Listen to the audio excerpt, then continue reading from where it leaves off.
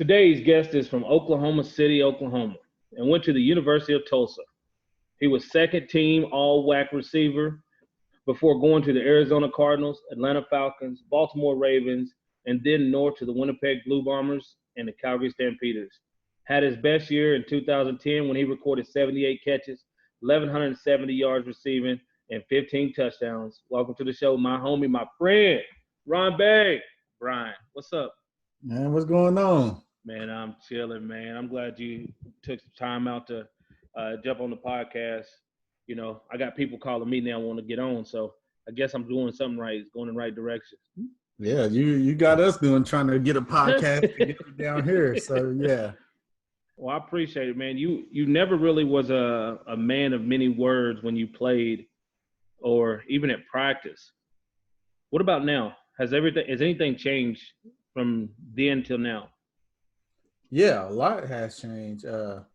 Actually, when I took the the assessment where they tell you you're an introvert or extrovert, when I took it when I was playing in the league, they said I was an introvert. I didn't talk much or whatever. But now when I take it, they say I'm an extrovert. They actually say I'm an entertainer. Wow. Yeah, I truly believe. I mean, I believe that us players, we adapt to wherever we're at. When I got out, I was forced to get out there and learn new things. So I had to be an extrovert. I had to be aggressive. I had to be aggressive about it, intentional. Yeah. Get out there and talk to people and figure it out. That's good, man. Does it feel different? Oh, it feels a lot different. I miss the game. I definitely do. I mean, just think about it. Players like you and we probably started playing since we were, in grade school? Yeah, I started, I think at 7. Yeah, and I started in the 3rd grade. So what is that, 7 or 8? Yeah, that's when I started. No, I played 4th grade and then 6th grade. And then middle school and high school. So we've been playing off football our whole life, and that's what we identify with. So when we lose that, we lose a part of us. So Milt made a video. He still got them crazy workouts. I see him doing coming from his knees, jumping on his feet, and then doing a jump in the air with 10-pound dumbbells, 15-pound dumbbells. I'm like, dude is training like he's an Olympian right now. He made a comment coming back at 50. Then G-Roy puts out a video of him jogging. Said, if Milt's going to do it, I'm going to do it. And I was like, well, I'll come back at 40. That gives me a year and a half to get in shape. Could you come back and play a season right now? Oh, yeah, I give them a good go route. No, I mean, could you come back? If you got the train from now until next 2021 season, could you play a full CFL season? Oh, easy. My body's in good shape. You see me on that treadmill? How fast you ran on the treadmill? The 20 miles. 20 miles an hour? So that's the one you have to yourself. Yeah. Yeah. Man, that's blazing. So I definitely can come back, especially if old school can come back milk. Maybe we can all get on the same team. Oh yeah, with the new rules. We go to the schooners. Put us out there on the schooners. The receiving core is me, you, Milton, G-Roy. And we can probably talk Thelwell to coming out of retirement. Yeah, I can see Thelwell coming. I don't know. Thelwell, RJ in pretty good shape. RJ has to be in shape because he's a cop.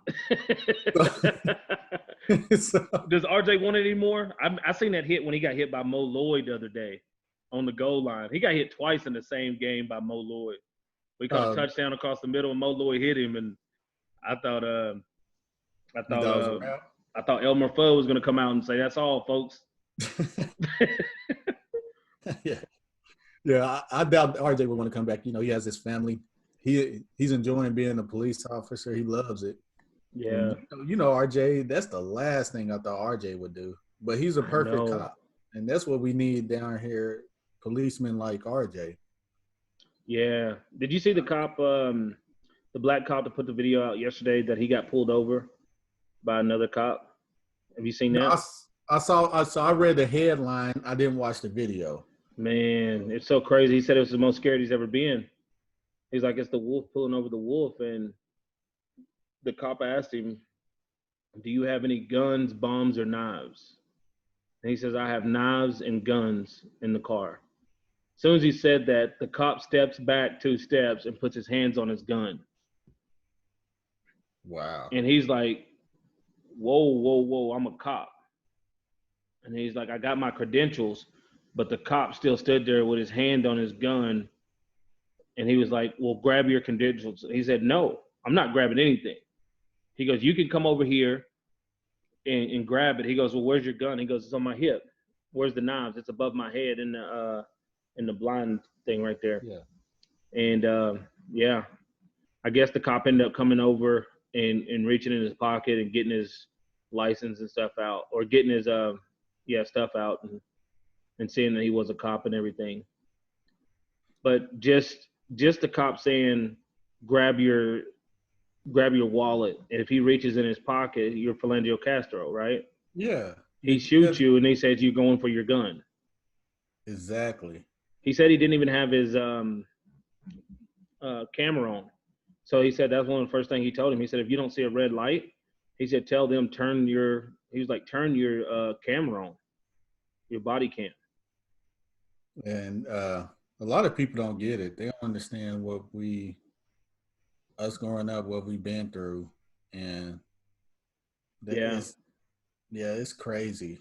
It's crazy that, I mean, and he's a cop, and just think about it. He's afraid to reach for his own wallet, his own credentials. And that's one of his counterparts. Yeah. Like, how did we get here? Yeah. Right. Well, I got an opinion on that, but I just keep it to myself. We always you can share whatever you want, man. No, but we always been there. It's you cost me money, so let me cost you some money. No, we always been there. Like, I just think with Corona, with us being quarantined, and then Breonna Taylor, Ahmaud, and all these things that's happening back to back, people just had time to focus on that with all the built up frustration of being quarantined. Yeah. And it was just almost like the perfect storm. Yeah, no sports on, nothing to take your attention away from it. Exactly. Right. So that's what I think happened, but it's been going on. It's crazy that Ahmaud Arbery, that happened in February. Exactly. And nobody even knew about it until April. Yeah, that's when the mass found out about it. Somebody I know from Georgia posted about it.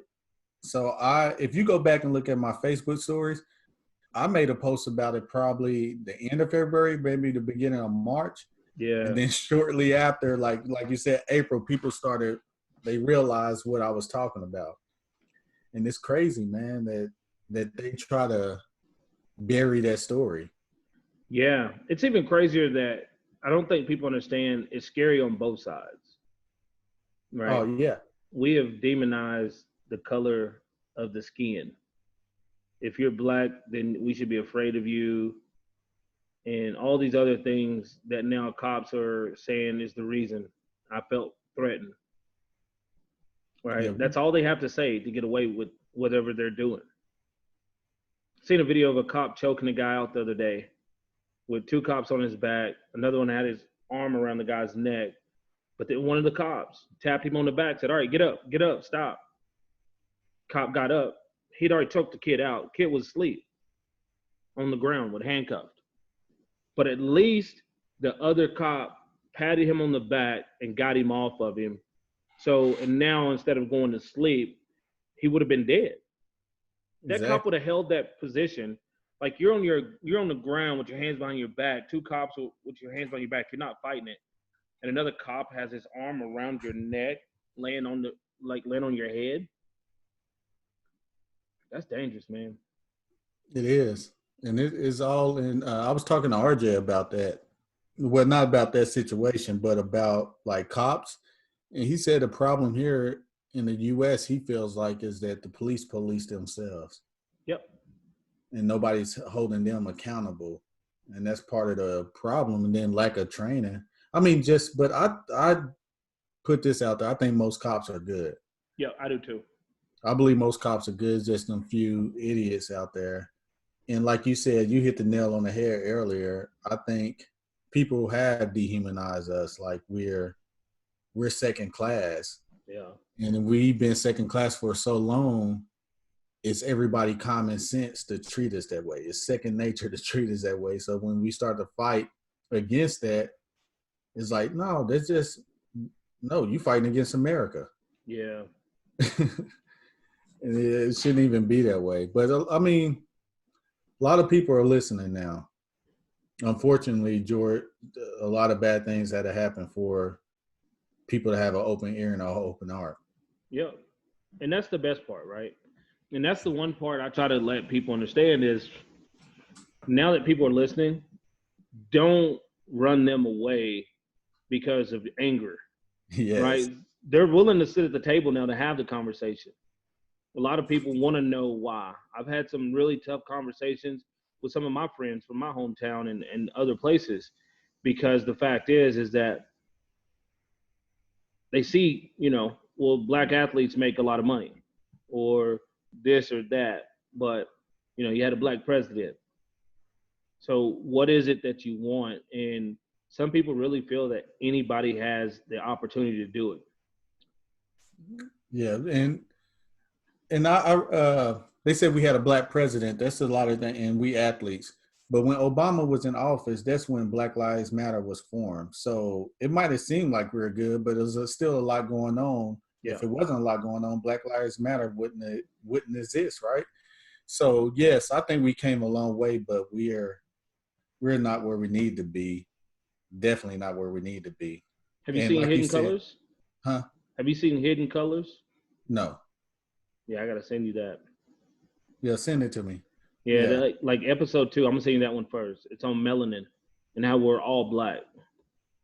Oh, yeah, Everyone's black, and then like everybody, like they even show tribes in Japan, like that have afros and they're black. The early Native Americans were black. Australians were black. Everyone was black, and then Jane Elliott even talks about it and how the further away from the equator, depending on what you ate, different places have different resources, Mm-hmm. right? One of the very few places that has all the resources is Africa. Yeah. There's nowhere else on earth that has all the resources. That's why you got to go to Europe or you got to go to Canada or the US or South America, right? But Africa has it all, right? And they talk about, they said we didn't even come over on ships, that we were already here, right? And that's one of Yeah, the they big said things. that. One of the big things is one guy, Hotep Jesus, he talks about it, and he talks about, what was it? He said it doesn't make economical sense to take people from Africa all the way to the U.S. and majority of them are going to die. Why would you go pay for bodies and then majority are going to die? It makes more sense to get here and enslave the people that were already here, because you either have to commit genocide, which is eradicate them, or you enslave them. Yeah. Right. So. Yeah, I have to watch that because I mean, the little Black history I know, I forgot the name of that historical area where they sold the slaves in Africa and then, brought them over here or whatever. Yeah. Then, the planking and all that, they talk about all that in history. Yeah, I believe some were, but I believe a lot more were already here. And they even talk about Columbus stopping in another country, a black country, before in the Caribbean or something, before coming to the U.S. So yeah, and that's why the West Indies, they say a lot of slaves went down that way as well. yeah, there's been slaves all over the world. I mean, there were white slaves, there were black slave owners, and that's one of the things about slavery. It's like I don't even trust our history books anymore because it's a false history, and they don't even teach the truth, right? Yeah. Yeah. I mean, there's a lot of things. I was talking to somebody the other day, like I've been having them conversations like you with different people, that look different than me about race. And I was talking to somebody from Oklahoma. They didn't know about Juneteenth, and they just recently found out about Black Wall Street. And Really? I've been celebrating Juneteenth since I remember. My Yeah, me family too. celebrated since I was a little kid. Yeah. I always knew what Juneteenth was. I never, I never thought about it in a way of like July 4th being Independence Day. Yeah. But if you think about it, people that look like you and I wasn't free. Yeah. And so, But it was only Texas, right? Because everybody else was free 2 years before. yeah, Texas was the everybody, only one because they didn't have enough representatives yeah, to come and tell them you're free. So the first 2 years that they were basically freed, the slaves in Texas continued to work as slaves because they didn't even know they were free. yeah. And Till they June said 19th. Yeah. that's why it's June 19th, 1865 or whatever. Yeah. And Texas was the first one to make it a state holiday. It's still not a national holiday, but they made it a state holiday. So although they were the last, they were the first one to recognize it. Crazy part is, is like my high school, we didn't get out for Martin Luther King Day. I got out. It But was they like know, they know what Juneteenth was. that's crazy. I in school, early on in school, we didn't get out for Martin Luther King. Technically, we didn't get out for Martin Luther King birthday, but we didn't go to school. Get that perfect attendance. Yeah. How do you feel about your kids going to school now?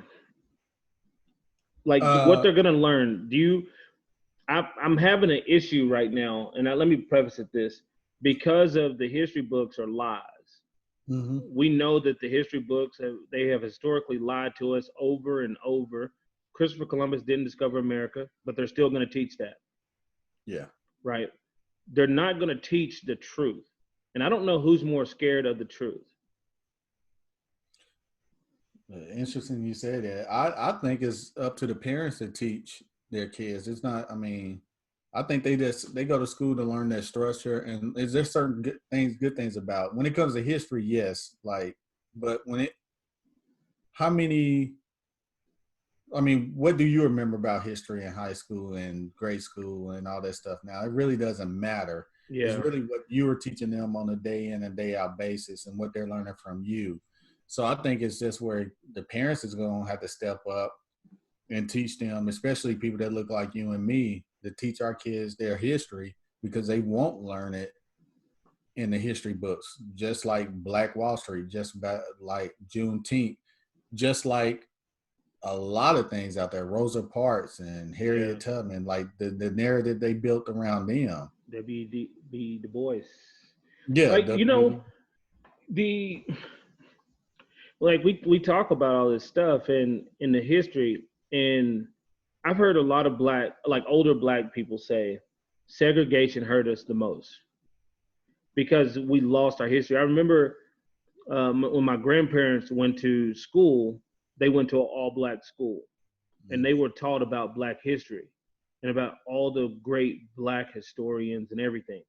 But then as soon as they were segregated, all those stories got lost because now you started to learn, you could call it white history because that's essentially what it is. Yeah. Because Black history just goes back to slavery. Yeah, and it really does. It goes back to slavery. And not only that, our dollar, the black dollar and how it travels. Like our dollar leaves the community the fastest when you compare it to other cultures. Yeah. Dollars stay within the community a lot longer than with the black culture. Yeah. So it hurt us that way too. Although, but yeah. And then, like you said, the history and just what they taught us.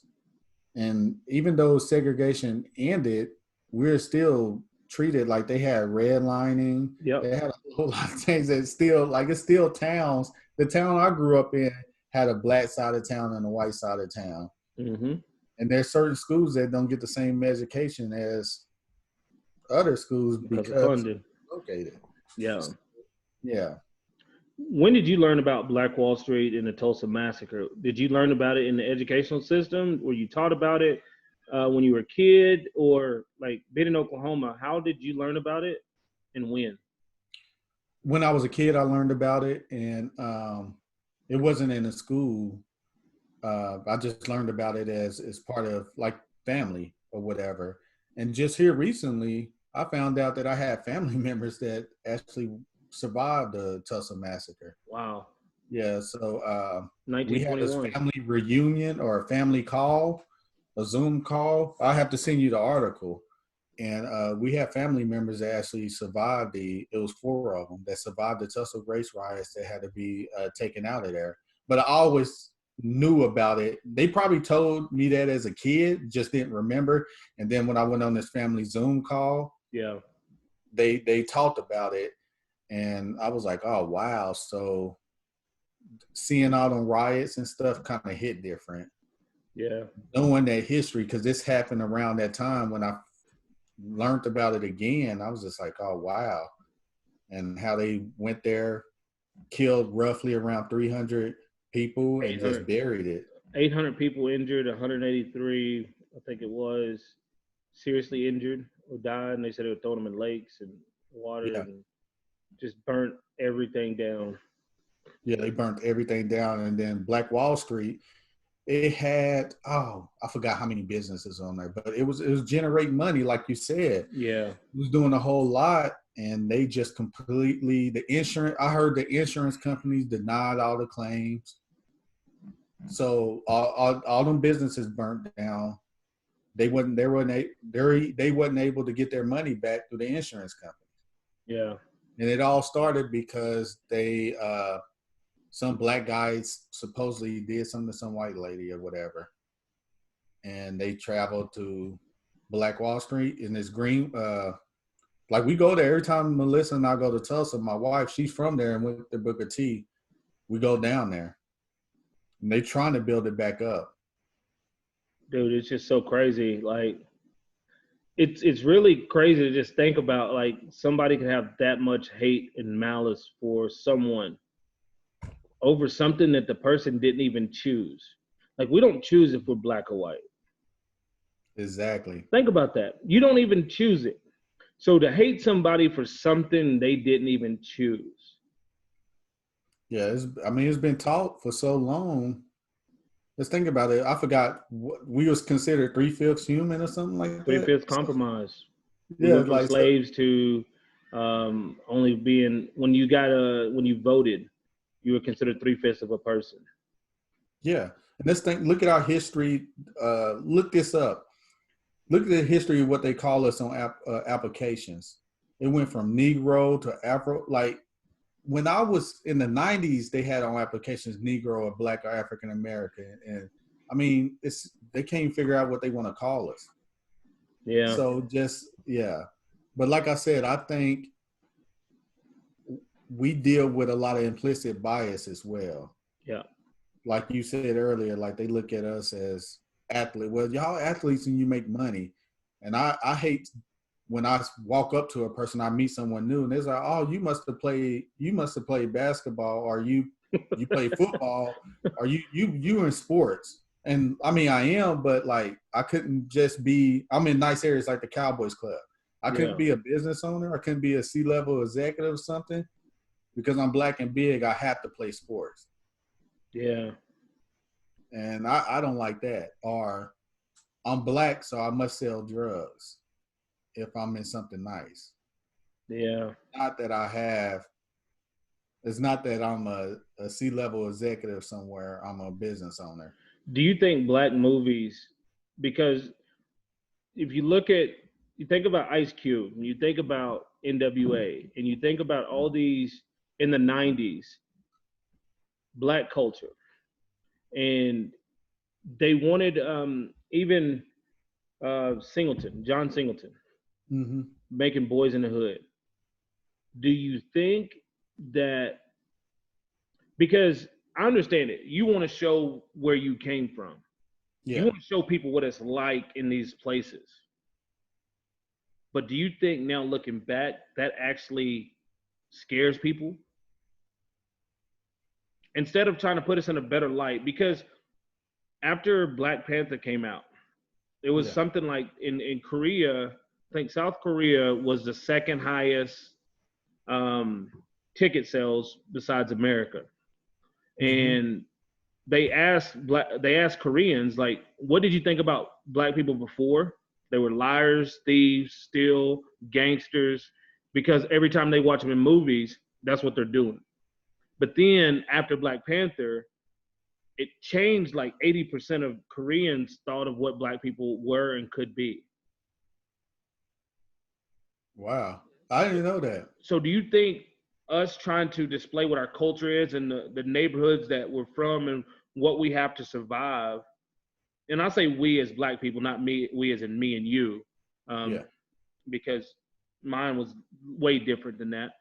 But do you think that kind of hindered us and hurt us in the long run? That now, because if I've never been around a black person and I only get to watch movies, and my depiction of a black person comes from the movies I watch, what would I think about a black person?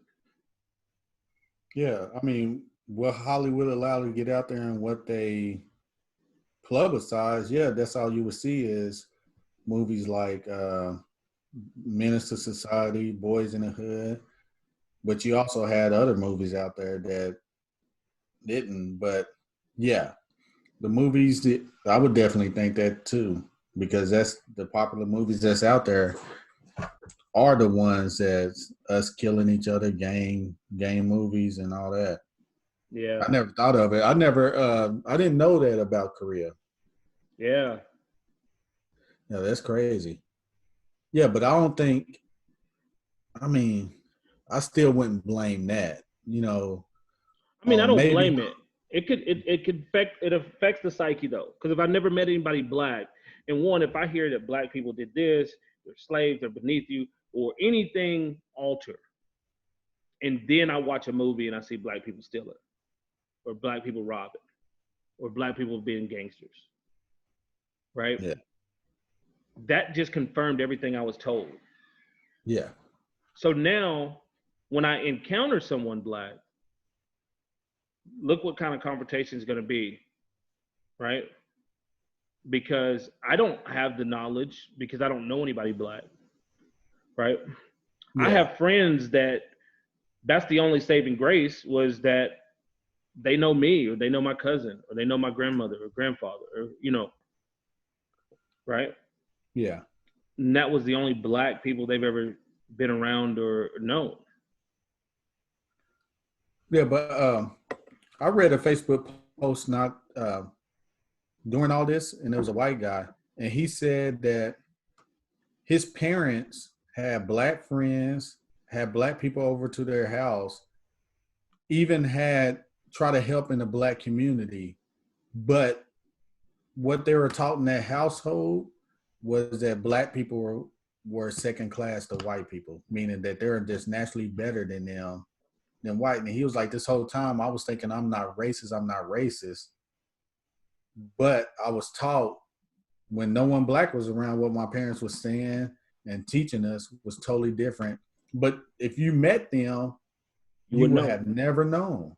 Yeah. So I think that has more effect than a movie. Yeah. So that's why I'm like kind of head like, yeah, movies, but movies are movies. But I'm a bias too because I'm black. So I don't look at a white movie and think, oh, this person, because someone white did this in a movie, that all white people are like that. Yeah. But I have a different perspective than them. Yep. Yeah, that's crazy though. When they say we should move past slavery, right? Well, I wasn't a slave owner or whatever, all this other stuff. What should we move past? What should become truth? And like how should we move forward? Like what's the idea of moving forward and making it to a place where we can all live and survive and enjoy our lives? Especially now, I don't think we should move past slavery. Like we have to talk about the history. We never talked about what happened and what was done to us and just really try to fix things. It's just always been racism in when segregation started or ended, and then now that we have a black president, racism is for sure gone. And they always kind of just swept it under the rug whenever all this racial tension would come up. So I think we definitely need to talk about it. Now, as far as blaming and saying that, well, you were never a slave, so you shouldn't worry about it. But we're not that far removed from slavery. Yeah. We're not that far removed from just pure racism. I remember my grandma told me stories when she was the help. Yeah. Them calling her niggas and this and that and the third. I'm being told this, so I'm not supposed to feel that pain and know that pain. So you telling me to just forget all about all that, like it never happened. But we don't forget about all the other stuff, the attack on America, any attack 9/11. on America. Never forget. That's the tagline of 9/11. Never forget. Yeah, but we want to forget about slavery and what was done to us. So that's a cop out. You have any positive to how we can move forward? Yeah, what you and I are already doing, like it, having conversations with people, and like you said that we can't be too forceful with the information Yeah. because that's just gonna scare them away. They're not gonna listen if we're too aggressive and are just stuffing it down their throat and blaming them rather than just. I mean, we have to keep their dignity and show empathy at the same time because some people flat out just don't know. It's Yeah. pure ignorance. They just don't know. So you can't blame anybody for not knowing how to have that conversation. That's why you have to guide them, and also having allies. Like you know this as a football player, and as a parent, and as a coach. As a parents can tell their kids to do the right technique, and they won't do it when they get out on the field. But as soon as a coach tell them, they do it. They receive and they absorb it a lot better. So I think in having someone white, someone that's cautious of what's going on, help deliver this message and help with all this, it definitely will work. Yeah. That's why I like where Drew Brees, man. I think he had a true learning lesson, and I think that Yeah. go a lot farther now with I see him, I see Matt Ryan, and it's a hard conversation. It's very sensitive, right? Yeah. It's a Because people don't very know what to sensitive. say. Yeah, they Yeah. don't know what to say. They walking on, but that's where we have to show empathy. We have to be understanding and like, look, we get it. We know if you're here at the table and want to have that conversation, we know your heart's in the right place. Exactly. So regardless of what comes out your mouth, I'm not gonna hold it against you. And I done had conversations where with people that like, yeah, I didn't see flat white people that I didn't see blatant racism. I seen like my age that said they had seen it, and I've been through racism. So like I didn't Yeah. deal with racism. So yeah. But like I said, I didn't hold anything against them and whatever. They're here to learn and I'm here to tell them my experience and give them my perspective. So hopefully when they go out in the world, they'll be willing to step up and say something when they see it. Man, I'm gonna say this. I gotta say this 100%, Romby. Shout out RJ Franklin, because he's done a big good on you. Like you and RJ's relationship, I've seen the growth of you, and to have these conversations because I don't think you've always would have been able to have these conversations. Oh no. Even like 10 years ago. Like that would have been a hard conversation for you to have 10 years ago. 10, shoot. I was I would say 5 years ago it'd been a hard conversation to have with me. Yeah, like you said, RJ, I still keep up with RJ. RJ has been a huge influence on my life. RJ and Milk, because I got to see someone that walked by, they're believers. Yeah. And they keep that same, they talk the talk and walk the walk, even as football players. And you know this, as a football player, guys say they Christians and this and that, this and that. Then when you get around them on the football field and outside the football field, they're nothing like that. Yeah. RJ and Milt, they were that. Yeah. There was everything they say they were. They were authentic, some of the most authentic dudes I ever met in my life. And I truly thank them dudes, and it was a reason God put me at Winnipeg first. Yeah, and Meet someone like RJ. I told RJ if I had a kid, man, if I had a son, I'd want my son to be exactly like RJ. Yeah, you know, I tell every guy I know that has a son around my daughter's age, I tell them like, hey, you can't talk to my daughter, and I tell the daddy like, hey, they can't talk to my daughter when they get older.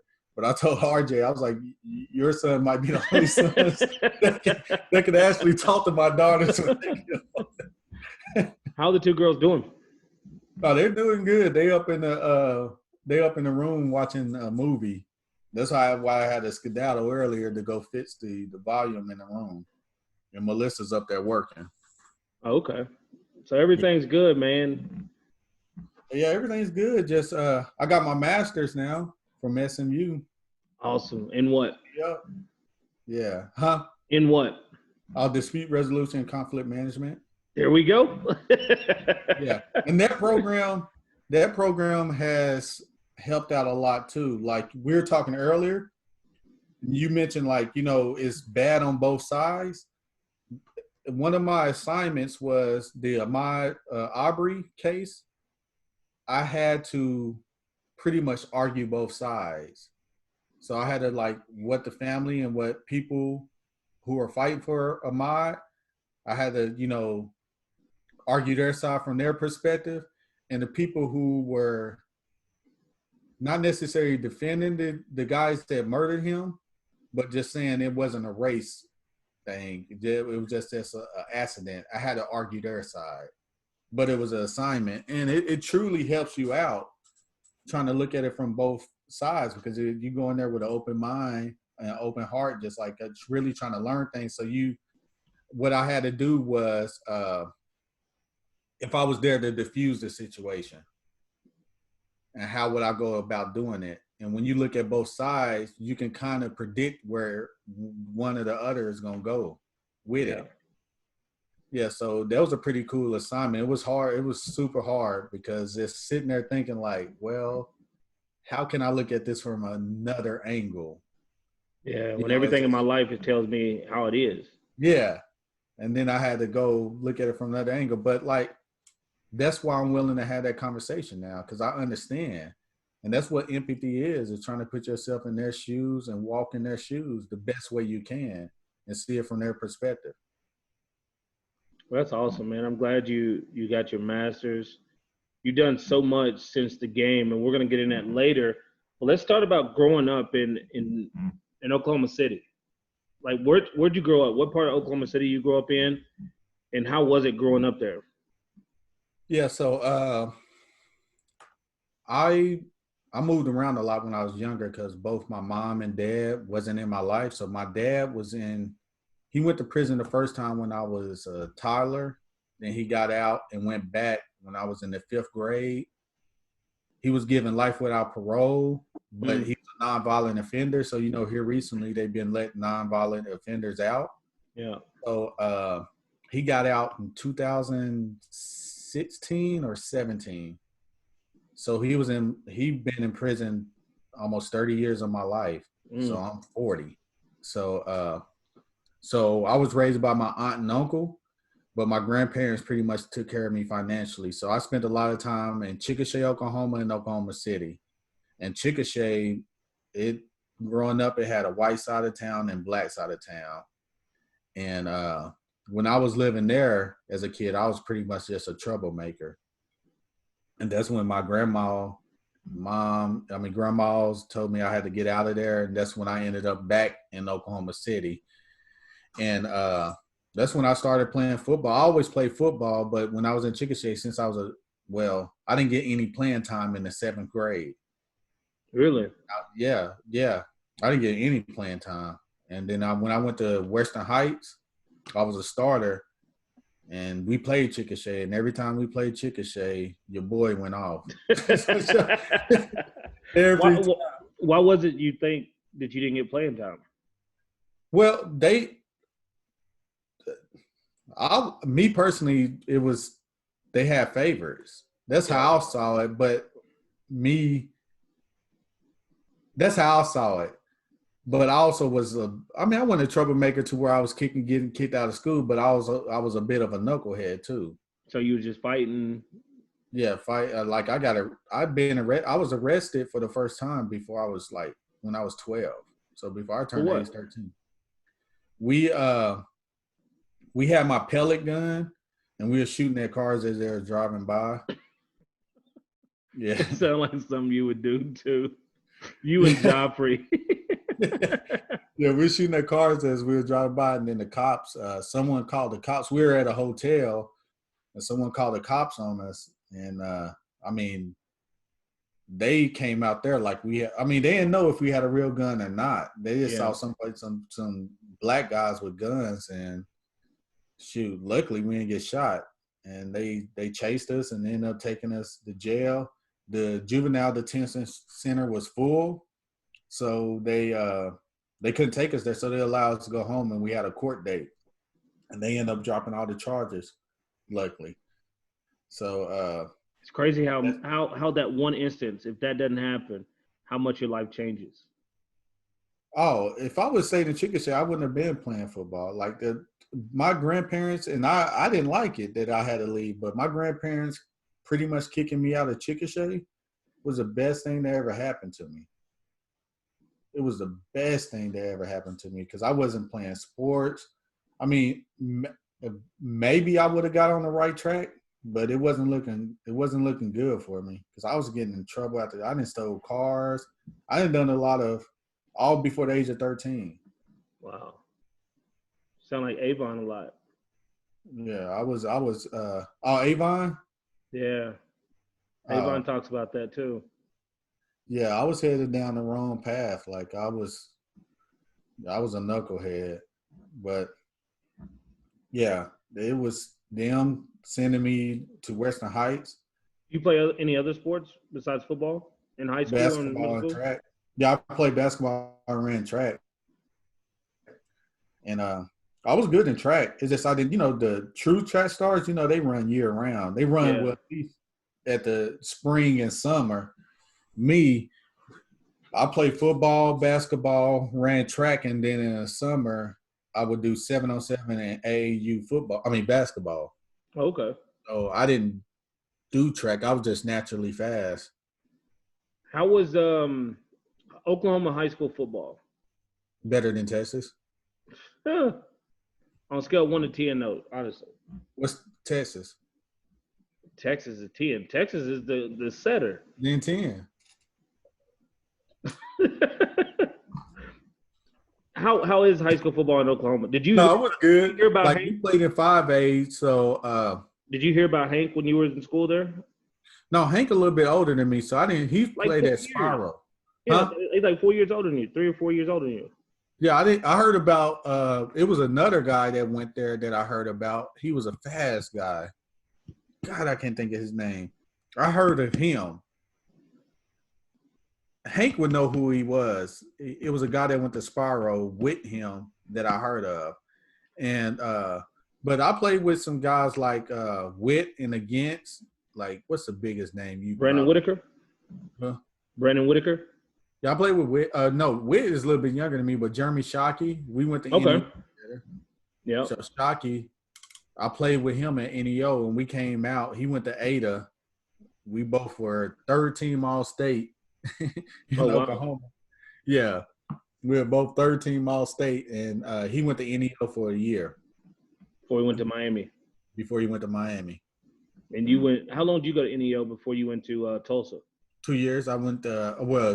I redshirted, then played 2 years, and then went to Tulsa. And I was a walk-on at NEO. I was a walk-on. Really? Yeah, I walked on. Like, yeah. That's a predominantly good school too. They got a lot of talent.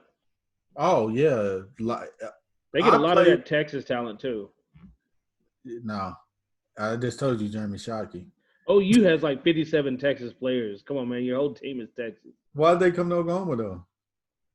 They can't all stay in Texas. Huh? 1,700 schools. Okay, think of this. If there's 1,700 schools in Texas, over 1,700, if the best 2 players of every team go play college football, where are they going to play at? how many Texas schools are there, really? If you look at D1, you got Baylor, Texas, Texas Tech, Texas A&M, TCU, TCU, North Texas, SMU, North Texas. San Antonio has a new Texas D1 school. Yeah, the University of Texas, San Antonio, Yeah. UTSA. Nick Did I coaches say that. Texas State? Oh no, you didn't say Texas State. All right, so 9, right? I think 9. You got El Paso, El Paso, yeah. UTEP. UTEP. So we're looking at about 10 schools. Did you name Tech and A&M? Yep. Oh. So we're looking at about 10 schools and you got 1,700 schools. Like to get in those schools, like you got to be, and that's a lot. But y'all lose y'all best players to OU. Yeah, we do. So why wouldn't they stay here? I mean, there's many factors that go into it. Coaching is a factor. I think errors, So different errors. I think different errors. You're gonna have different people coming in and doing things. Mm-hmm. So, I mean, hey, one of my last guests went to OU. What do you think about that push to get kids to go to HBCUs?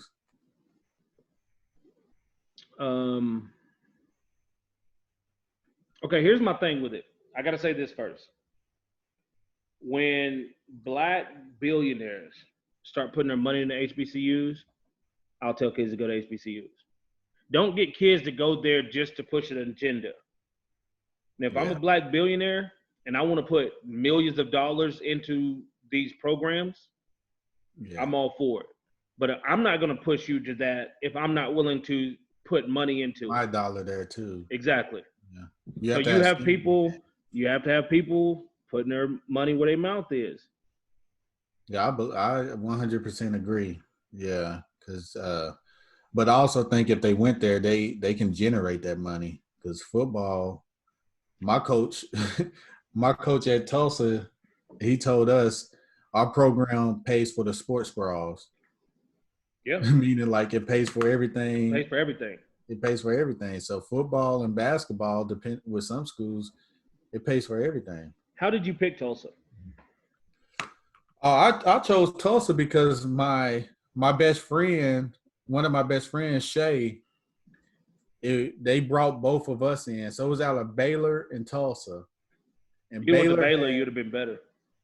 No, but they already had a receiver that was going to be there. I went in to Tulsa and was their number one receiver right away. Baylor had Newhouse, and he had another year, so I would play the year with Newhouse. And I'm thinking, as a JUCO player, I need 2 years. Yeah. Well, technically, I would need 2 years to shine to get a shot. That's what my thinking was then. So Tulsa was just like, well, you'll come here and immediately start. And they had a wide open offense too. Yeah. So that's why I chose Tulsa. And plus there was one of my best friends, Pat, rest in peace, Shay. He was there with me. So I just like, man, let me just go ahead and go there. I'm glad I did because I wouldn't have met my wife. Yeah, that's true. Yeah. Tulsa's a hard school to get into. Yeah. It's an academic school. Yeah, it is. You know, most schools have general studies and those type of programs. That wasn't happening at Tulsa. Most people don't know how hard and how great an academic school Tulsa is.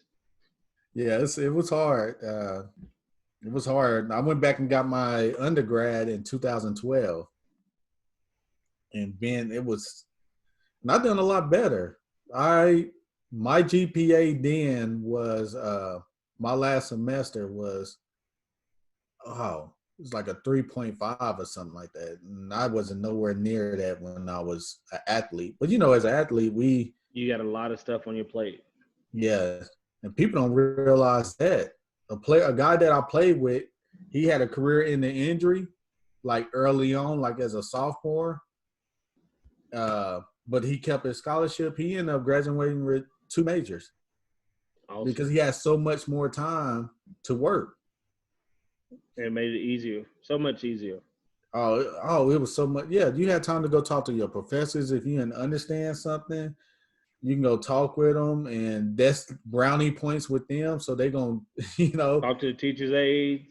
yeah, talk to the teacher's aide, and you had a lot more time to study and read. Actually, read the chapters instead of skim through them. So, Yeah. yeah, and I enjoyed it. I enjoyed going to SMU as well. Going to sit down in class and actually learning something. It was good. Would you major in at Tulsa? Did you get your degree before you came out? No, I went back and finished in 2012, and I majored in. So you had to have a minor as well, but I majored in communications and a minor in marketing. Okay, Yeah, that's what's up. but I don't know how it was in Arkansas, but most the guys would say 95% of the guys, they're choosing the school is choosing your major for you. They're choosing Yeah, your classes, and you pretty much don't choose anything. And I think that's a problem within yeah. college sport. Mine was health, kinesiology, and recreation with a minor in education because I wanted to teach and coach. I wanted to coach high school football or college football, really high school football, Yeah, right? So, I mean, I made an A in anatomy, an A in kinesiology. yeah. I didn't. I had some friends that took the same route. I knew I didn't want to coach when I got done playing football. Well, I I've mean, that was always. always my dream as the coach. I never thought I was going to play pro football. Like Oh, when did you think you were going to play pro football? Like you say you chose Tulsa because you thought you had to play 2 years to position yourself to have a chance to go. I mean, I'm a Division II walk on. yeah, Like it's not like I'm coming out saying, "Hey, I'm about to go pro." Like that's not happening. Back then there was only John Randall and Daryl Green and a couple others, yeah. right? That were Yeah, I actually didn't. stars. Yeah, I didn't realize I had a chance until I got to TU, and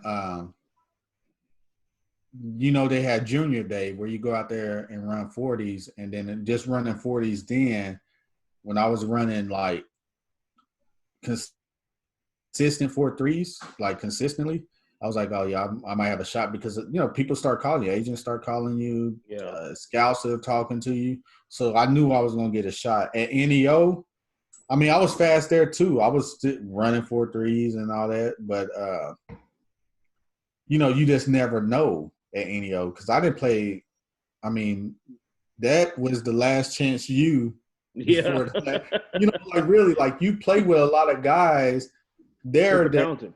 super talented that end up nowhere. They end up drug dealers or like, they end up dropping out. So the Yeah.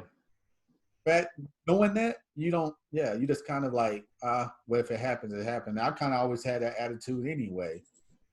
Like if it happens, it happens. So once I started having D1 schools talk to me at NEO, like I actually chose to go to, so Oklahoma State was coming to visit me, and then they dropped me. Then K-State was coming. I went to visit K-State. They was coming to visit me. They was honest with me. They was like, it's you and this other kid in California that's at a JUCO. It's out of y'all two. And they ended up choosing the other kid. So I got dropped by K-State. Do you remember what kid that was? His last name was Cooper. Oh, okay. So look up Cooper that ended up going JUCO from I can't think of Riverside. his first name. I think I'm almost certain his last name was Cooper. But I know Darnell McDonald went to K State out of JUCO with Michael Bishop. yeah, Bishop wasn't there when I was there. It was Lockett.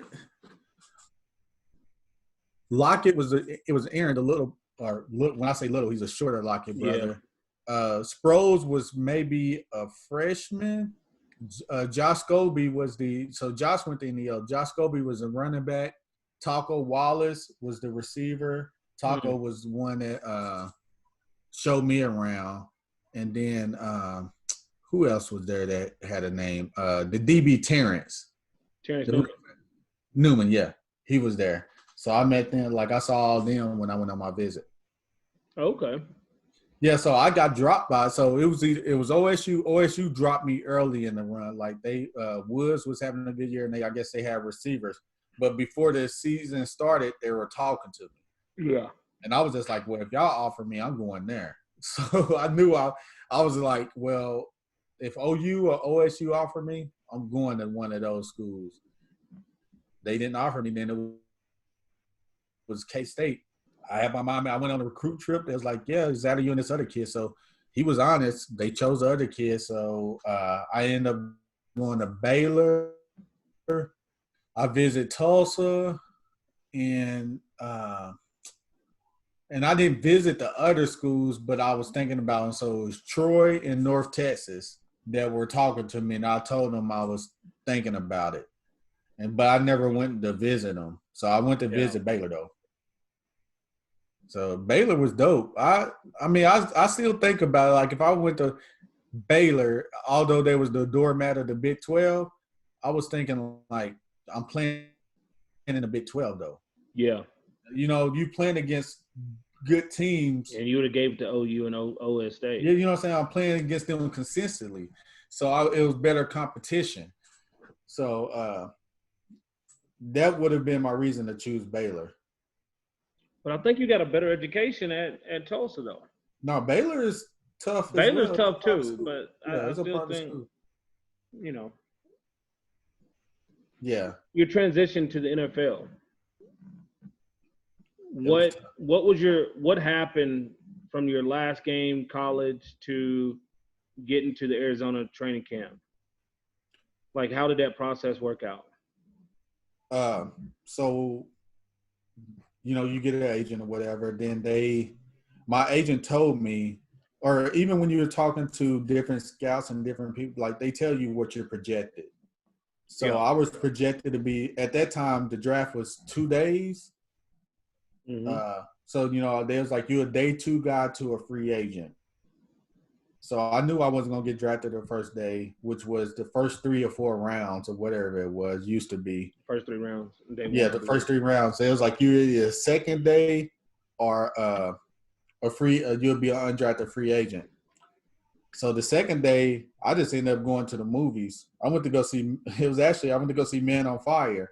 And I'm getting texts from my agent just letting me know, hey, teams are still talking about you. You're on the draft board. And this is throughout the draft. And then I didn't get drafted. Like the draft ended, but like minutes after, my agent called me and said it was 3 or 4 teams that wanted me. And I remember 2 of them for sure. It's the Rams and the Cardinals. Them the 2 that I remember. I think the Bears and it was somebody else. But the reason we chose the Cardinals because Fitz and I was the only receivers they picked up out of the draft. So I was thinking and the other teams were picking up like 4 or 5 receivers like throughout the draft and free agency. Yeah. So I was thinking my chances, Fitz, no, he has his job. And our thinking was, well, I just have to beat out one other guy. But, yeah, I didn't get invited to the combine. So I had my pro day was important. But I had a 4.3. What's your fastest 100? My fastest 100? I only ran 100 in high school. Oh. What'd you run in? It was 10.5. Boy, moving.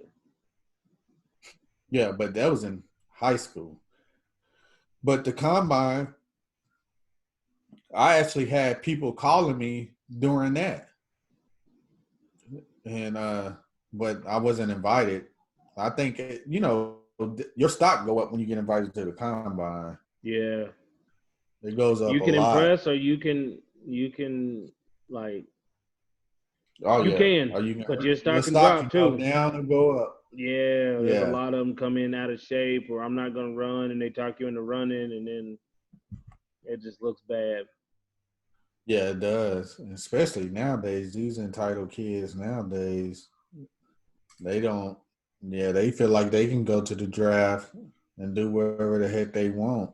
Or go to the combine anyway. Yeah, I'm going to meet with teams. I'm not going to run. I'm not going to throw. I'm not going to do this. Yeah. Right. It's crazy. I'm not going to weigh in. It's like What do you when you look back at the NFL and you look back at Arizona, Atlanta, and Baltimore?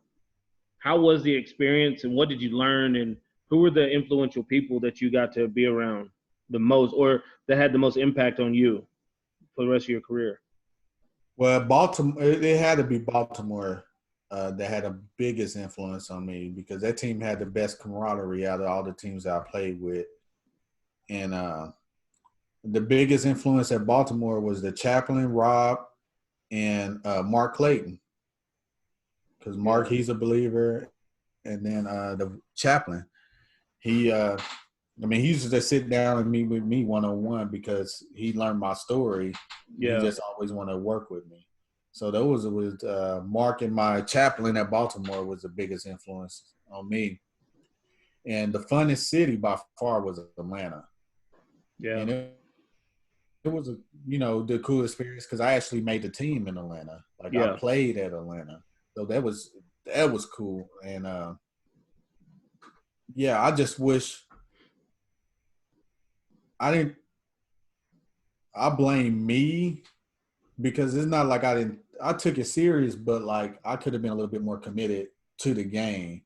I didn't get serious. I mean, I was serious, but like I was serious when I made it to the CFL. When I got up to the CFL, I was like serious. I But was dead. what took your mind away from it? Because I mean, you don't drink, so it wasn't like you were out drinking. What took your mind away from the game where you say I should have been more serious towards the game? Because I just always thought I was going to be cut.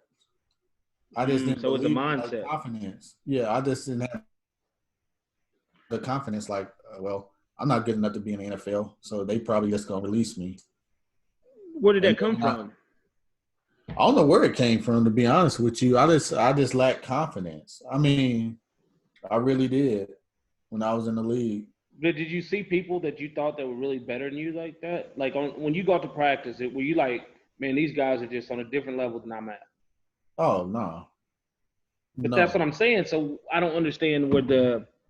I mean, I understand some of the confidence things. I mean, I struggle with confidence as well, but to put yourself on a level like you're there, yeah, right? You're there and you're there every day.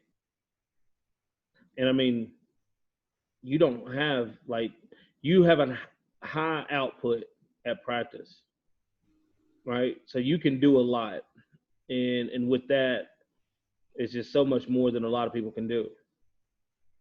yeah. But I just think, I mean, it had a lot to do with my upbringing, just like abandonment issues and just little things like that that just mess with my psyche throughout my whole. I mean, I dealt with it even in the CFL, but like in the CFL, it was just kind of I mean, that's when I just realized, like, man, I got to take this. I mean, not saying I took it more serious, but like I can say I was more dedicated to the game when I was in the CFL.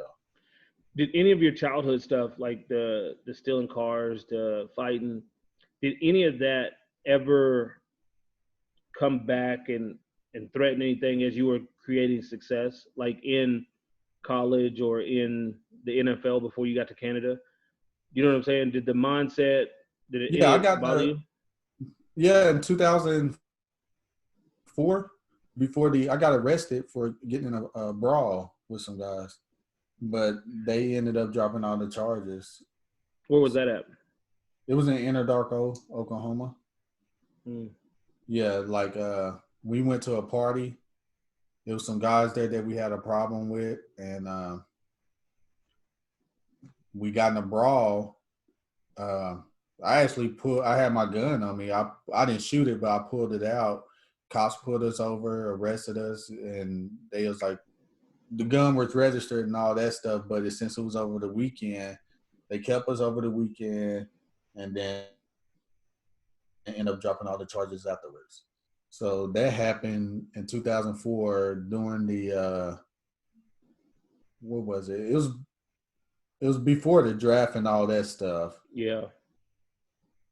So it was in April because I remember it being around Easter time, but before So it the was draft. right before the draft, right before Yeah, you it was coming right. out in the Yeah, draft. yeah, it was right before it because I remember it being Easter, and all. around Easter because I remember that. Yeah, so I got in that trouble, but luckily they dropped everything. It was a brawl. I got a scar right here because a guy hit me with a bottle. You think that played a factor on your draft status? I don't think if they knew they never mentioned it to me. Oh, okay. Yeah, Well, so I wouldn't doubt that they knew, but it was never brought up in any interviews or anything like that. And I'm not gonna bring it up. So we had a player last year in BC. He got arrested, mm-hmm. and it's a very funny video. So like basically he got himself arrested. He couldn't get in the bar with a hat on. So then he's in there badgering cops when they're telling him to go home. Clearly intoxicated and just wouldn't shut up. Wow. I mean, we never told him that we watched the video. I didn't, me, I'm not gonna hold nothing against you. But at the end of the day, it's just one of those things where sometimes it's best it's left unsaid. Yeah. Right. And we didn't know about it until he was already there. I liked him. I thought he was a super talented receiver. Yeah, I'm wondering if they knew. I'm gonna ask my agent if they knew because I never brought it up. I never brought it up because once they dropped the charges, like we just spent. It's almost like being, drunks. They just let you stay in the tank and then they release you. Yeah. It's one of those things that's happened to be on the weekend. So we was in there like for 30-something hours, and then they let us out. And you have to go in front of the judge. We go in front of the judge. They tell you, like, I forgot what they call it, but they end up dropping all the charges and letting us go. And I went to try to get my gun, and they said, I was like, well, I'm here to pick up my gun. They was like, well, we can give you the gun back, but we'll pick the charges back up. And I was like, oh, no, y'all can keep it. But I know nothing's on my record from that because I got my carry and conceal now, and I'm able to buy guns. So yeah. I know there isn't anything on my record. How did you learn about the CFL? Have you ever seen a CFL game before you got to Winnipeg? Mm-hmm. We used to watch it when I was at Baltimore. We would watch it, and I remember that's when I first learned about cutter gloves. Yeah, watching the CFL. I forgot who we were watching, and guys were sitting there. We in a contrast where you go hot to cold. We used to probably me and Cope, in Calgary. Yeah. But it was when I was in Baltimore, we used to watch the CFL game. So I knew about it. And then I knew about it when Rocket played in there. Yeah, in the 90s. Yeah, so I always knew about it. I just never really researched it until. Did your agent call you and just say, hey, you got some interest up north? Or how did that process come about? Were you about to hang it up or what happened? No, so I got cut in 2007 in November-ish, maybe beginning of December from Baltimore.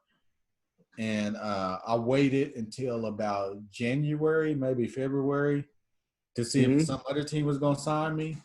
And then I called my agents like, well, he told me like around December or January that Winnipeg had interest in me. And they acquired me. So they already had rights on me or something. Yeah, neg list. Yeah. And I told him, like, if I don't get signed by this time, then I'll go up there. And freaking, like, a month within me signing, a team started hitting me up saying it for tryouts. I wish I would have waited a little bit longer. I didn't have no freaking patience. So they started hitting me up for tryouts. And, once you sign, it was a done deal. Yeah. And then after my second year up there, or, you had the one in the option or whatever. Yep. The SFL came around, and the SFL team, I think it was Sacramento's team. My boy Corey Ross. Do you remember Corey Ross that played with Edmonton? A running back, maybe a year? Yeah, he played with them, and he told me about it. And then I ended up not going because I was like, man, I don't know if y'all going to survive. My agent was like, man, I hold off and see if they survive a year or two. I'll talk to the receivers coach and everything. I was about to leave after my first year at Winnipeg, Okay. but I decided to stay. I'm Y'all had a glad. nice, y'all had a nice receiver for your first year at Winnipeg. Yeah, we had You, Milt, Strong, D Terrence. Strong. Yeah, I would Terrence. love to do an episode with you, 4 or 5. You, Terrence, D Strong, and Milt. I set it up. I That holler. would be awesome. Yeah, I hit them up. I still talk to Milt. I uh I talked to Milt and RJ probably the most, and then Terrence would be after that. Yeah. And then Strong lives here in Texas. I run into him every so often at a event somewhere. But let's set it up. Yeah, that'd be awesome. Yeah, because we had a hell of a year that year in 2008. How'd you fit in there? Huh? How'd you fit in when you first got there? I didn't talk to anybody. Like I didn't talk. I almost quit. Wow. I just being like homesick and that's not want to be there. Like no reason. It's like, man, this is, the game was different. I picked it up obviously because I had a good first year. I had a 1,000 my first year. Yeah. You busted our ass. You got a Yeah. game-winning touchdown from Dinwiddie. Yeah, Dinwiddie. Yeah. That Yeah. was a back and forth. Like Dinwiddie threw for like 500 that game. Yeah, we were going back and forth. It was y'all had a hell of a DBs. It was BB, DA, Smitty, Keon or Shannon James. yeah, Shannon James, Brandon Isaac, Milt Collins. yeah. Lysak. Hell of a y'all had Jawan Armour played linebacker. Benjo. Yeah, Benjo. Charleston. And Lysak. Yeah, Lysak back there. Yeah. And we like our receiving core, like our coaches were so cool. We would switch positions without the coaches didn't care. Like we'd be in a huddle, KG or then we would call a play. Like the game winning touchdown. Armstrong and I switched on that play. Really? Yeah, we switched in the huddle on that play. It's so crazy because, KG was the starter. Dinwiddie starting his first game and really starting his first game there because he started in the Grey Cup the year before. But Dinwiddie started and we were just like, oh, we're about to win this game. And we went out there and that's a tough place to play, man. Winnipeg's a tough place to play. Yeah, I had fun in Winnipeg. Winnipeg was the city. I had more fun in Winnipeg than I had in Calgary as far as the city. Really? By far. You didn't do nothing. No, I didn't do nothing in Calgary. Calgary wasn't like fun to me. Like I don't know. Like seriously, like I had a lot more fun in Winnipeg than I had in maybe because Winnipeg is smaller. Yeah. So you meet people in the city, so you know everybody. Everybody hangs up like as a team. We hung out as a team. Calgary, I didn't like. Yeah, people didn't hang out like that. It was cliquish. Yeah, it was cliquish. It was cliquish. And then towards the end, I started hanging out a little bit, but like. Shouldn't hang out with me more. No.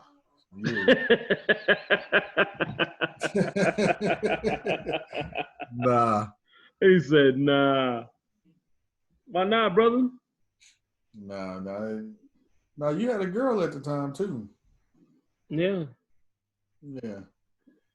You should hang out with me When more. Did you meet Allison? What year did you meet Allison? Man, look. We got together in 2012, 2013, somewhere in there. Also, you met her when I met Allison. It had to be 2012. Yeah, 2012. Yeah, because I was gone in 2013. Yeah. So, met her in 2012. Or no, met her years before, but me and Steph were together. Yeah. So, when me and Steph split up, 2011, and then me and Al started hanging out in 2012. Yeah, y'all, you all kicked your covers twice. Then I strike out.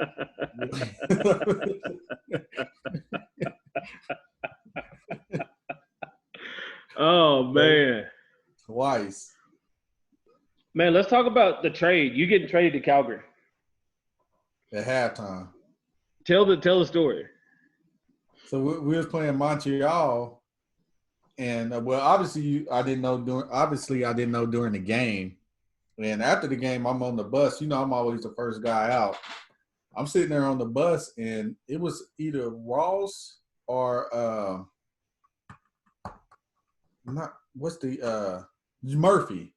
I Yeah, think it was John Murphy. Murphy. Yeah, they came out and like called me off the bus, and I'm thinking like, oh, somebody want to interview or I forgot something in the locker room, and they was like, Romby, we just traded you to Calgary, and actually, when you get to the airport, you have to fly to Calgary instead of Winnipeg, and they got everything set up. So you're gonna be practicing for them this week and playing for them the following week or whatever.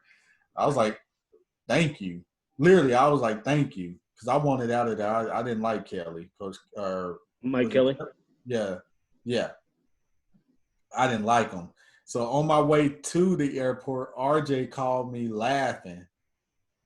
It said, like, dude, I'm so happy to get out of here.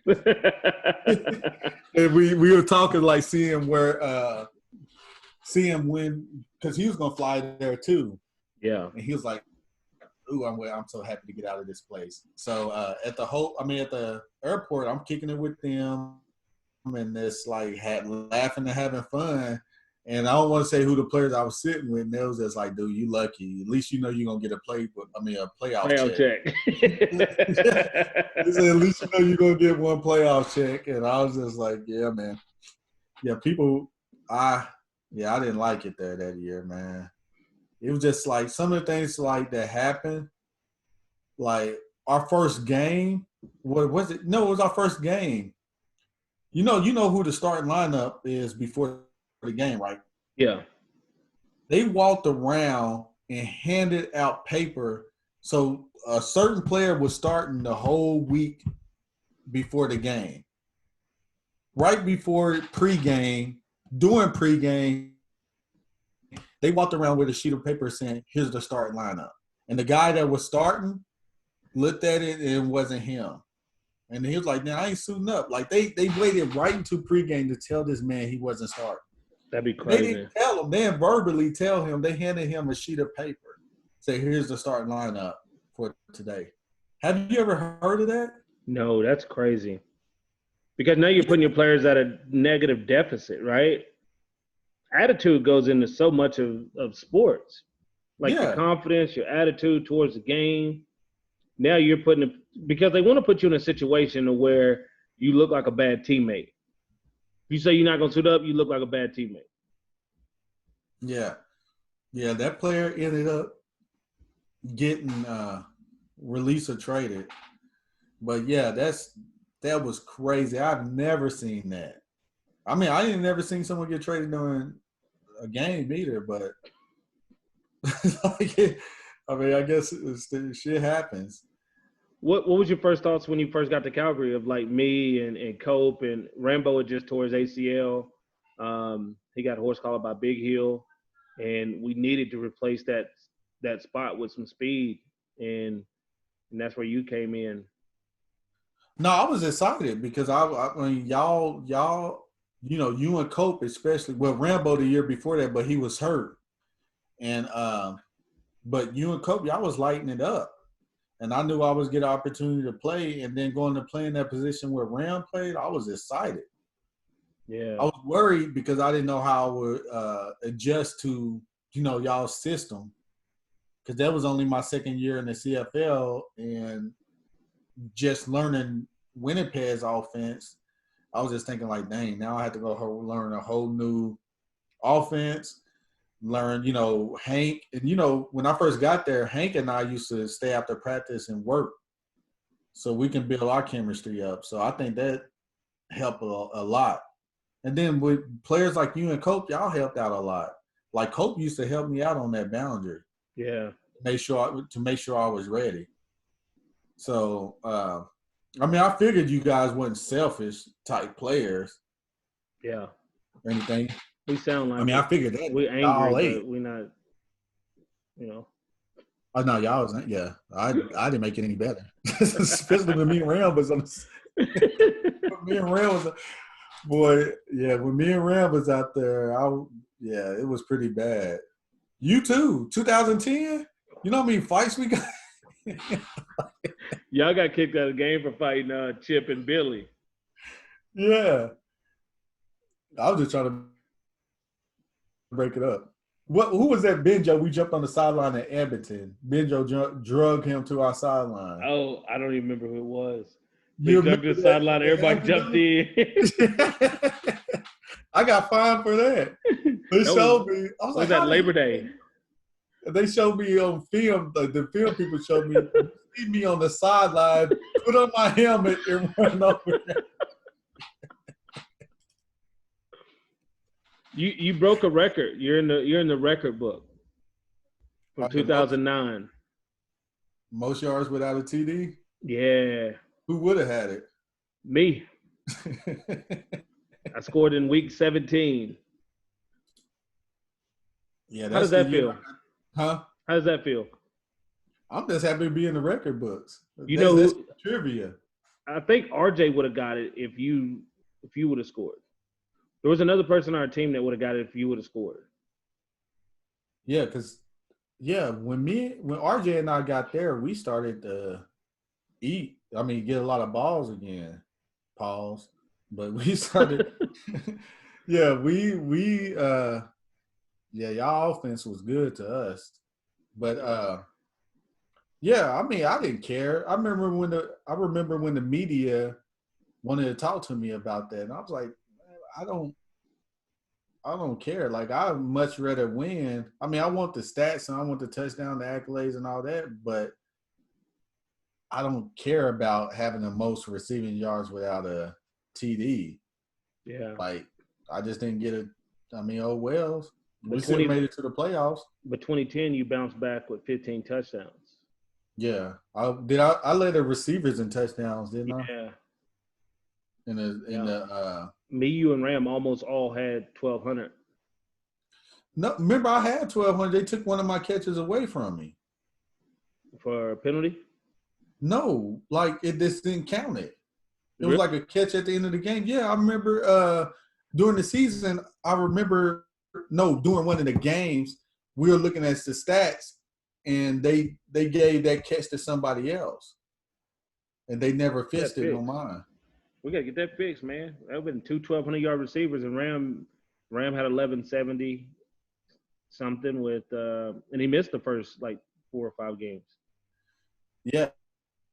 That year, we almost broke the Calgary record, right? Or was it the CFL record, the total offense? Yeah. Having 3.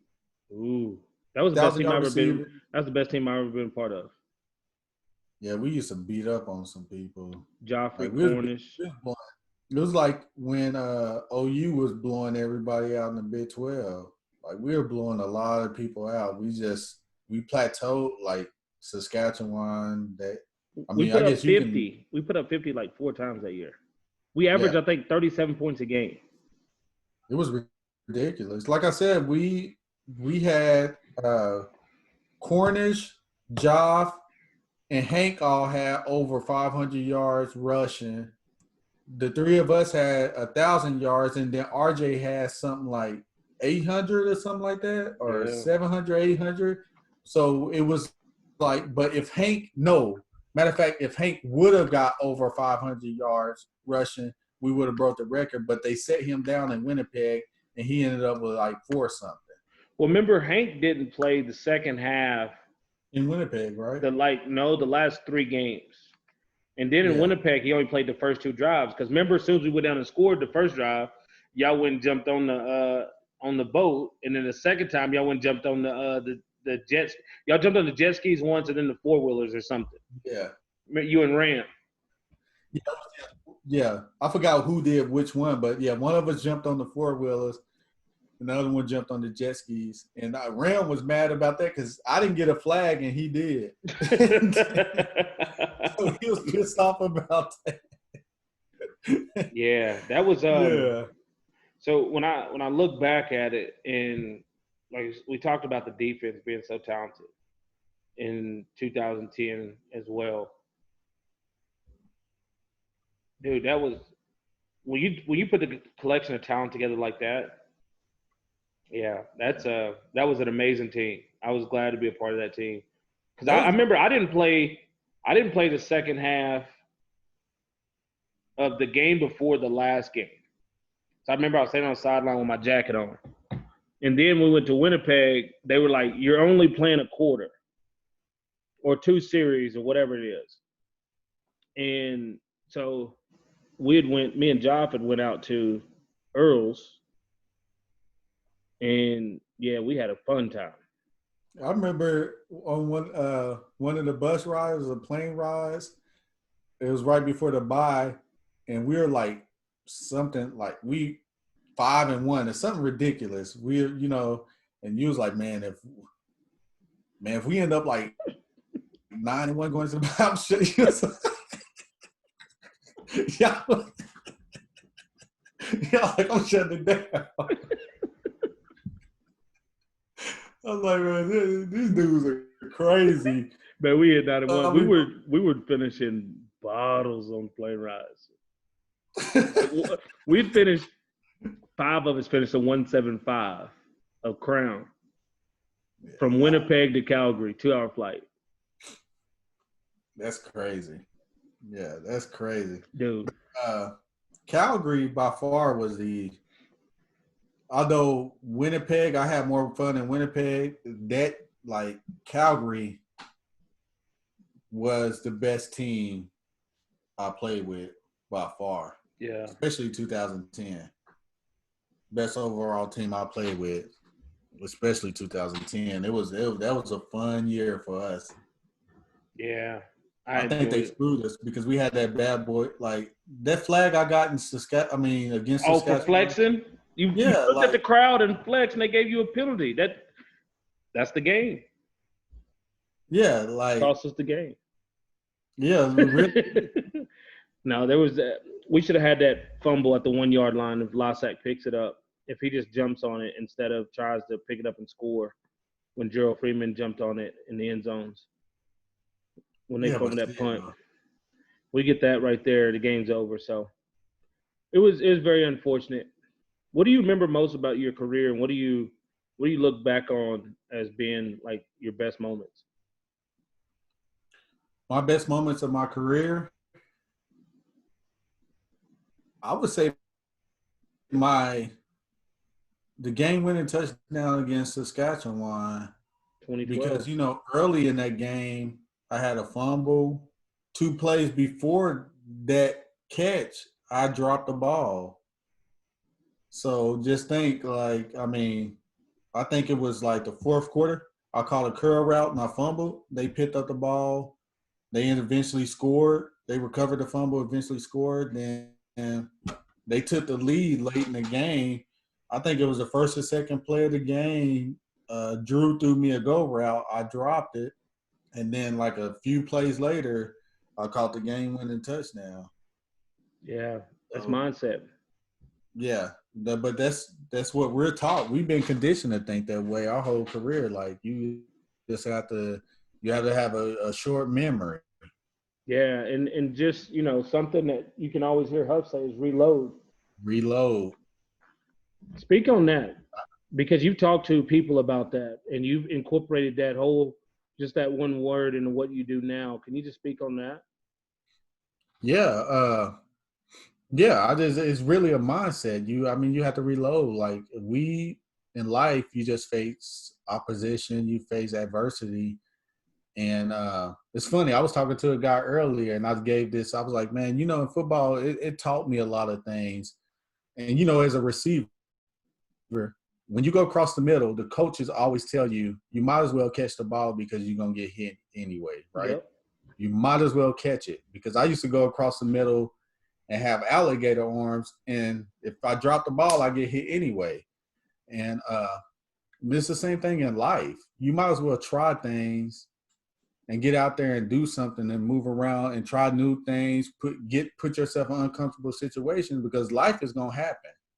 Life is gonna hit you anyway. So you might as well get out there and try to do something and be happy about it. Yeah. So that's what Reload taught me, because I mean, if you lose, you fall, you have another shot. You have to reload. And like I said in the speech I gave one time, I was just like, and even at our highest high, Huff would be like, reload to bring us back down. Like, we got to continue to get out there and move things. Even when things are going good. Yeah, regardless if we can be there as our highest high or our lowest low, Huff is like, reload. He didn't let us get too high, he didn't let us get too low. And that's what it taught me. Just get out there and continue to try. Because it's going to happen anyway. Wherever's going to happen is going to happen. Yeah. So that's what it taught me. What are some of the tools that you use to transition? Because like I've been a part of your whole transition. Like, we've stayed in contact through your whole transition. What are some of the tools that you use to succeed in the transition? What do you mean when you say tools? Just some of the things that you use, like resources, or okay. What are some of the things that you've done to? Because when you when you transition out of sports, did you know what you were going to do? No, it was a lot of, like what I just kind of told you, a lot of trial and error, and I did utilize my resources. So I talked to guys like, at the end of my career in the CFL, I'll talk to guys like Jack, and I got off-season jobs. My last 2 years in the CFL, I got off-season jobs I didn't have to work. I just got them to have something on my resume and kind of figure out what I want to do. So kind of just like prototyping, like getting out there, trying to figure out what I want to do, and see if I like it. And then also tapped into the NFL resources. The NFL, since I had years there, they had resources for us. So I took advantage of, at least minimum 95% of the resources they had. They paid for my school. They had different programs. I've been to Baptist Business College where they had a certificate. I've been to the speaking bureau because I want to be a speaker and got a certificate there. Joined Toastmasters because to get help with my speaking. I remember going to a school one time with you in Calgary, and we had to talk to some kids on stage, and I was nervous just saying my name.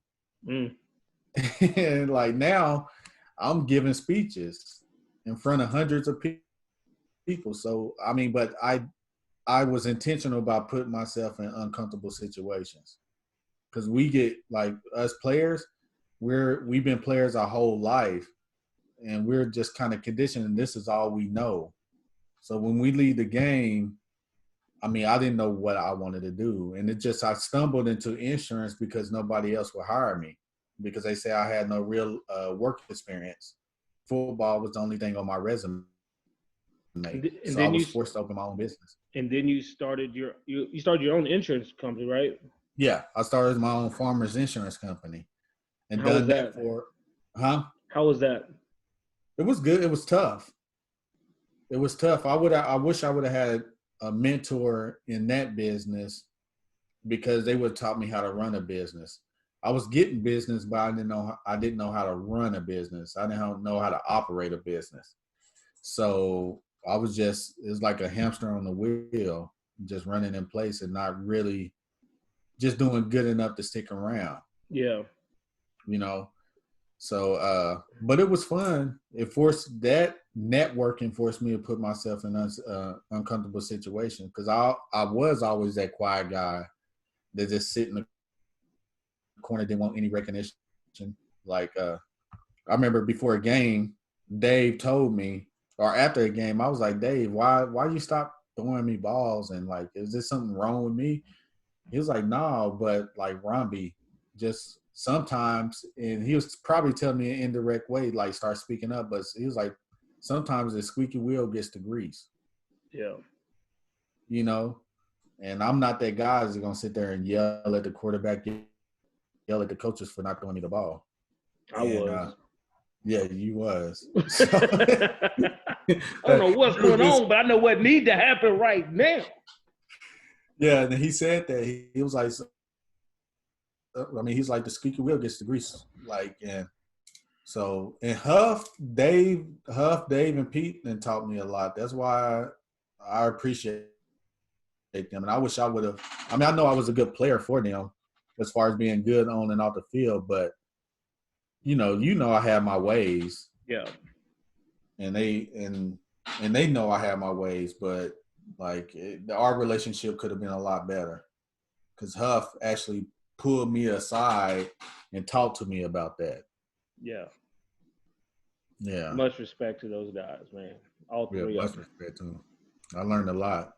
Any advice for anybody transitioning out of sports or just in life with the COVID going on and people are transitioning from, like you have bartenders and waitresses and waiters and stuff that when you open up 50%, they're not going to have jobs, right? So you have a lot of people losing jobs. You have the world changing. Do you have any advice for people listening to this right now that's in their own transition that can help them make it a little bit easier for them?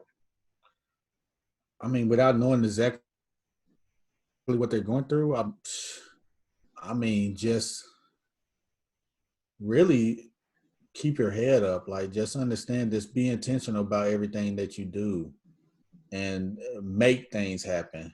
Just don't sit there and think it's just going to happen. You have to get out there and make it happen, whatever it is. And what helped me the most is just utilize my resources. That can be your network.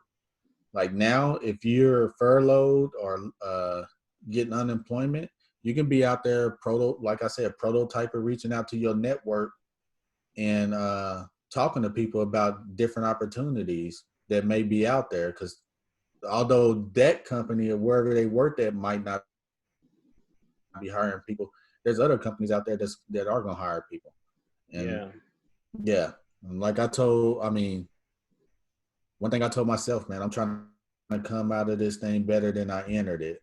Yeah. This COVID situation, this quarantine, because you can get complacent. Like you can get used to, you can create bad habits, sitting in the house all days on Facebook, not working out, whatever the case may be.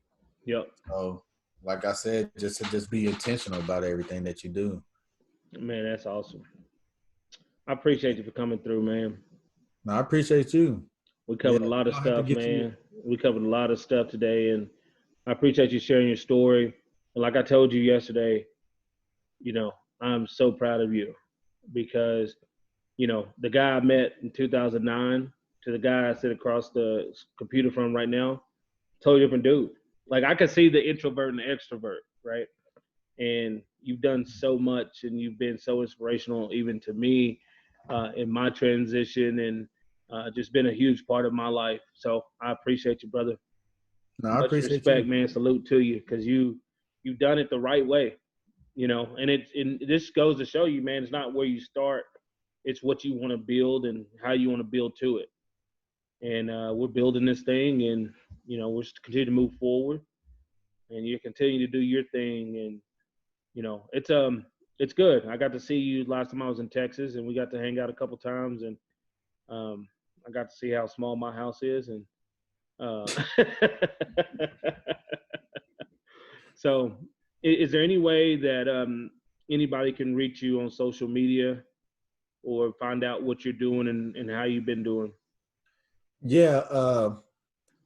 Man, I wish you had got to me before this. I told you about our podcast, The Dope Experience. Yeah. And we actually have an Instagram page, Facebook page, and YouTube channel, but we haven't even did our first episode yet. So well, stay tuned for The Dope Experience. Once I get all that, but tell them what dope. Tell them what it stands for. Oh yeah, so DOPE stands for developing one's perspective every day. Developing one's perspective every day. That's awesome. Yeah, so that's what we try to do. I'm a certified executive coach. Javier, you met, is a certified executive coach, and Sal works in HR. So we just get in there and talk about like leadership and conflict and just different things to deal with leadership. And I know it from a football perspective, so we kind of just tie the two together and just like give a football story about leadership and then tie it into the corporate world and how it would work in the corporate world. We talked about code switching in before. Like we done a show, but we haven't aired and put it out yet. But we talked about code shedding your black. You know how you probably know this. How well you have to wear two different hats when you work in corporate America. You're not the same person in your household than you are in corporate America. And why is it like that? Why do you have to code switch? Why can't I show up and be my authentic self? Why I have to talk, act, and dress a certain way to get a seat at the table? Yeah. So great conversation. Yeah, it is. And I believe now is the time to have it. Because we talked about this earlier. People's eyes are open, ears are open, and their hearts are open to hear. So they might as well have that difficult conversation. Check out the Dope Experience, man. I'm looking forward to being on there. Yeah, you will. I already told them. I was like, we have to get Nick on there.